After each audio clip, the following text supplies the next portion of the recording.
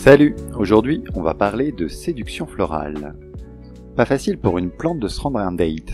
Elle est fixée dans le sol avec ses racines, impossible de se déplacer, impossible de parvenir à rencontrer un partenaire. Mais pourtant, les fleurs sont les reines du flirt. Tu crois que leur couleur flashy et leur parfum sucré, c'est pour faire joli? Eh bah ouais, un peu.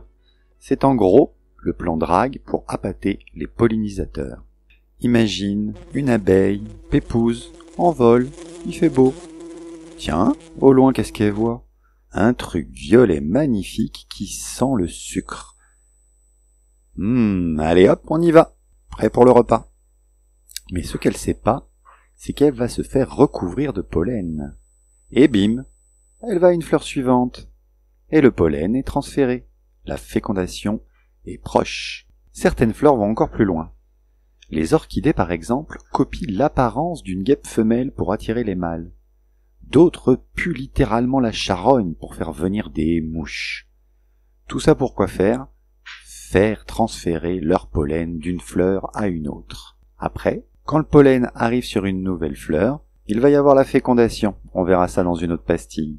Et cette fécondation, ça fera des graines et des fruits. Bon, allez. Maintenant, à toi de jouer, dis-nous ce que tu ferais pour séduire ton partenaire. Lâche dans les commentaires, mais reste correct.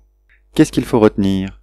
Pour se reproduire, certaines plantes à fleurs utilisent des stratégies pour attirer des pollinisateurs. Elles développent des pétales colorés, des parfums subtils et produisent du sucre. Les pollinisateurs sont attirés, viennent se nourrir et, en repartant sur une autre fleur, dépose le pollen, permettant ainsi la fécondation. On verra qu'il y a d'autres façons de faire aussi pour les plantes à fleurs et pour d'autres plantes. C'était ta pastille du jour à croquer sans modération.